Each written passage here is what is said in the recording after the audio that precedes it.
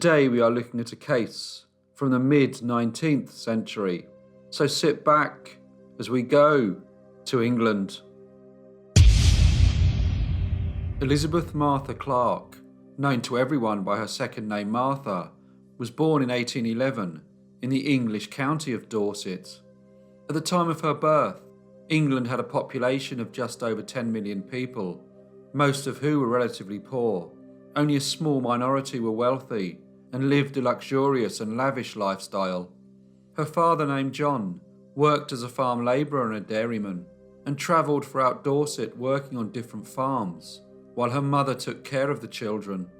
Martha's childhood was in some ways idyllic, living in the country surrounded by nature, but her family was poor, and like many children born in the early 19th century, she did not go to school, so was unable to read and write.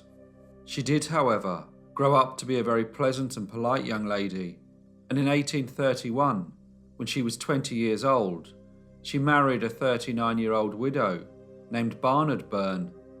Barnard worked as a butcher, and the couple lived in the small Dorset village of Powerstock. Barnard's first wife was the illegitimate daughter of a relatively well-off gentleman, and she had inherited a quite large property from her father. Sadly, she had died, so the property now belonged to Barnard. Barnard also had 2 children from this marriage, a daughter named Eliza and a son named James. Martha seemed happy. She was a very attractive young lady and kept their home very tidy. Barnard was known to be a very pleasant and hard-working gentleman. In December 1832, Martha gave birth to the couple's first child, a boy, who they named Barnard after his father.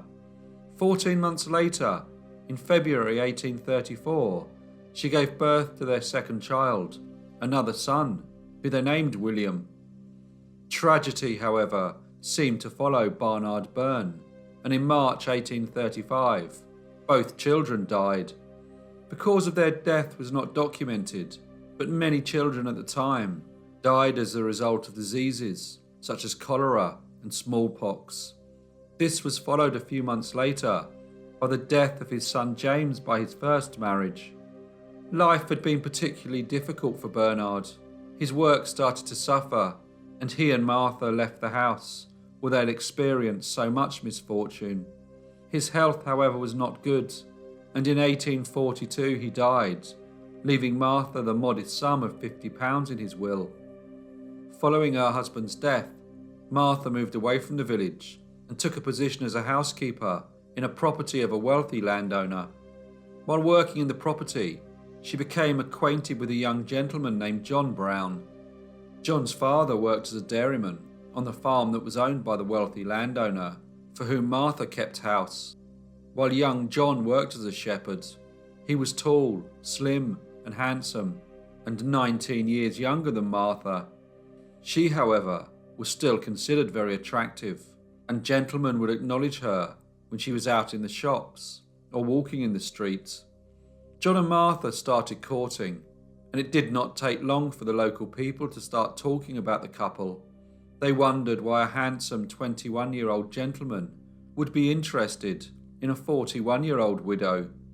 But on the 24th of January 1852, John and Martha were married.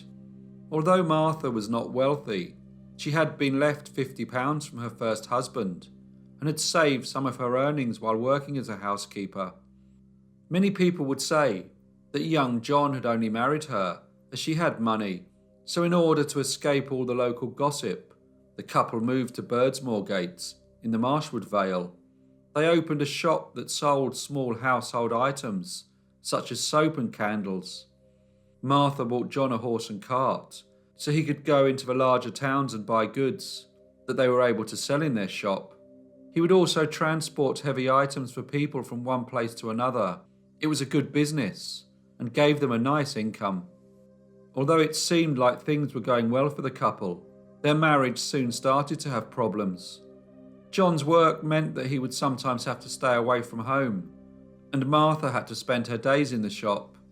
When travelling with his horse and cart, John would meet many people and go to places he had never previously visited.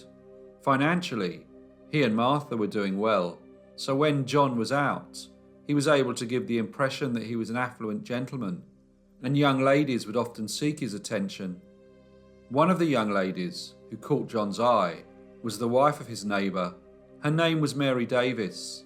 She was quite taken by the tall, handsome young man.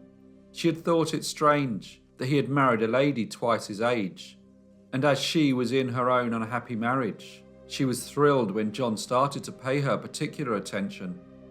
It did not take long for rumours to spread throughout Birdsmoorgate that John Brown and Mary Davis were involved in an improper relationship. Martha did not like to be the subject of local gossip. She would see most of the people who would talk about her when she served them in her shop. She and John would regularly argue, and whenever he came home late, she would accuse him of being with Mrs. Davis. He started to drink more, and when he did, he would sometimes beat his wife. Martha liked her shop. It provided her with a reasonable income, and she liked talking to the local people. But she started to resent her husband. She had been through a lot in her life. Her children and first husband had died, and she certainly didn't think that she deserved to be treated in such a disrespectful manner. On Friday the 5th of July 1856, Martha realised that John had not come home. She knew that he had been taking goods to the village of Beerminster, but he should have returned a good while ago. She asked if anyone had seen him, and realised that Mrs. Davis was also not home. Martha was aware of the village gossip. People would say that something was going on between her husband and Mrs. Davis. At around 2 a.m, he eventually entered the house. He had been drinking in various public houses, and Martha was not at all pleased. The street was quiet and dark. There were no candles shining from anyone's window. It seemed like the whole village was asleep. Some neighbours awoke when they heard loud cries coming from the house of John and Martha Brown, but soon after 3 o'clock, the shouting stopped. 2 hours later, Martha went to a neighbour's house where John's cousin lived, named Richard Demon. She asked him to come quickly, as her husband was in a very bad way after being kicked by a horse. Richard immediately went to the house, where he saw John lying on the floor. He looked at Martha and told her that her husband was dead. The local constable was called.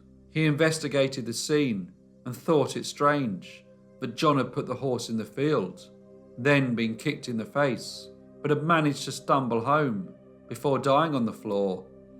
He was not convinced that Martha was telling the truth about the circumstances that had led to her husband's death, so he arrested her. The following day, Monday the 7th of July 1856, an inquest was held at the Rose and Crown public house in Birdsmoorgate. The magistrate listened to testimony from Martha and her neighbours. The body of the deceased was examined by a doctor. He found that John had received a number of wounds to his head, one of which exposed part of his skull. There were also injuries to his eye, nose and face. The injuries were certainly not consistent with being kicked by a horse, and the doctor said that he did not believe that anyone who had received such injuries would have been able to walk from the horse field to the house where Martha and John lived. Following the inquest, Martha Brown was charged with murder. Martha was held in custody to await her trial, which started 2 weeks later on the 21st of July 1856 in Dorset's county town of Dorchester. Martha told the court that her husband had been kicked in the face by a horse, but all the evidence presented by the prosecution undermined her story. Witnesses stated that John had been in Beerminster and on his return had stopped for a drink in a couple of public houses.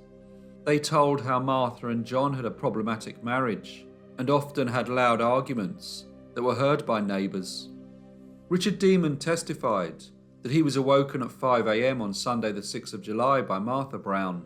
He went to her house, where he saw her husband lying dead on the floor. He said that Martha told him that when she opened the door, her husband was in a bad way and could only say, "The horse." She carried him through the shop and into a room next to the kitchen. He added that Mrs. Brown had no blood on her shirts, and he saw none by the door or in the shop, only in the room where John was lying. He said that Mrs. Brown had tried to cover the wounds with a handkerchief. The police also found no blood leading from the field to the house. They did find John's hat close to the gates, but wondered if that had been placed there. The trial only lasted for 1 day, and at 6 p.m. the jury was asked to consider the verdict. They deliberated for 4 hours, and at one point asked for confirmation as to the injuries that had led to the death of the victim. At 10 p.m. they returned to the courtroom to inform the judge, but they found the defendant, Elizabeth Martha Brown, guilty of the murder of her husband, and the judge sentenced her to death. She was taken back to the prison in Dorchester, and her execution date was set for the 9th of August. There were many people who strongly disagreed with her sentence, and a petition was sent to Parliament to try and get it commuted, but the Home Secretary upheld the decision of the court. As she waited in prison, both her brother and sister came to say their last goodbyes. 2 days before her execution, Martha confessed to the crime. A statement was written down in front of the prison governor and the prison chaplain. It read, "My husband John Anthony Brown came home on Sunday morning, the 6th of July, at 2 o'clock, in liquor, and was sick. He had no hat. I asked him what he had done with his hat. He abused me and said, 'What is that to you?' He asked for some cold tea. I said I had none, but would make him some warm. His answer was, 'Drink it yourself.' I then said, 'What makes you so cross? Have you been to Mary Davis's?' He then kicked out the bottom of the chair on which I had been sitting, and we continued quarrelling until 3 o'clock, when he struck me a severe blow on the side of my head, which confused me so much I was obliged to sit down. Supper was on the table at the time, and he said, 'Eat it yourself,' and reached down from the mantelpiece a heavy-hand whip with a plated head and struck me across the shoulders with it 3 times. And every time I screamed out, I said, 'If you strike me again, I will cry murder.' He answered, 'If you do, I will knock your brains through the window.' He said that he hoped he should find me dead in the morning, and then kicked me on the left side, which caused me much pain. He immediately stooped down to unbuckle his boots, and being much enraged, and in an ungovernable passion at being so abused and struck, I seized a hatchet that was lying close to where I sat, and which I had been making use of to break coal for keeping up the fire, to keep his supper warm, and struck him several violent blows on the head. I could not say how many. He fell at the first blow, and he never spoke or moved afterwards. As soon as I had done ill, I would have given the world not to have done it. I had never struck him before, after all his ill treatment, but when he hit me so hard at this time, I was almost out of my senses, and hardly knew what I was doing." Despite her confession, and the fact that she had been a victim of a violent and abusive husband, there was still no reprieve, and on the morning of Saturday the 9th of August 1856, Elizabeth Martha Brown was taken to the gallows. Martha was composed and calm as she climbed the scaffold in front of a large crowd of around 4,000 people who had gathered to watch the execution. One onlooker was a teenage boy who had climbed a tree to get a good view. His name was Thomas Hardy. He grew up to be a very famous author and often spoke of the hanging of Martha Brown. It is said that the witnessing of the hanging was the inspiration for his book, Tess of the D'Urbervilles, that was first published in 1891. Martha was buried in an unmarked grave within the grounds of Dorchester Prison. Hello everyone, and thank you so much for listening. As usual, please leave any comments or feedback you may have, and I hope to see you all again in the next Brief Case